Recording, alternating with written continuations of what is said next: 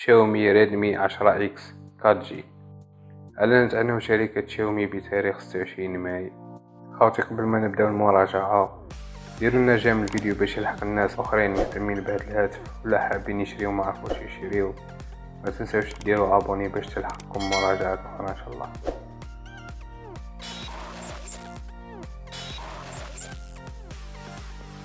يأتي الهاتف دوبل بيس مع كاميرا سيلفي على يسار الشاشة على شكل ثقب. شاشة من نوع IPS LCD 6.53 إنش.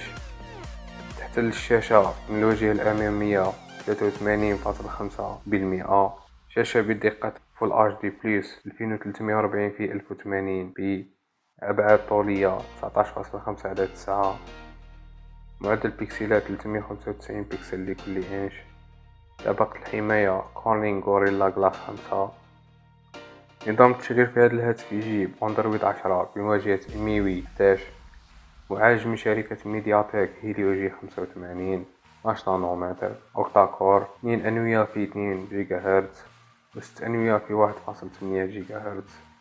معالج الرسوميات مالي جي 52. يأتي إصدارين. الإصدار الأول 6 جيجا في الرام و 128 جيجا في الميموار.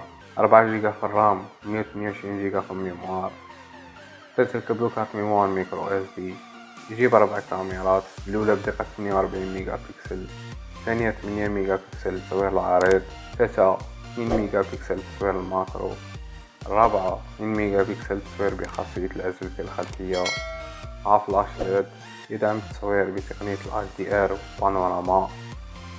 يمكن تصوير فيديو بدقة 1080p ب 30 إطار في الثانية.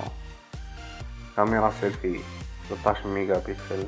تدعم التصوير تقنية البانوراما. يمكن تصوير فيديو بدقة 1080p 30 إطار في الثانية.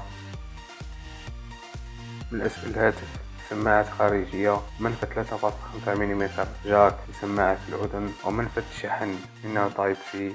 بطارية 5020 ملي أمبير. شحن سريع 18 واط. الهاتف متوفر في عدة ألوان: الأزرق والأخضر والأبيض. السعر تاعو اللي راح يدخل به للجزائر بالتقريب 4 ملايين و200. نشكركم خاوتي اللي تفرجتوا الفيديو للاخر، ان شاء الله يكون عجبكم، تكونوا استفدتوا ولو بالقليل. ما تنسونيش بجمل الفيديو اشتراك. اللي عنده سؤال مرحبا به. خاوتي تهلاو في رواحكم. سلام.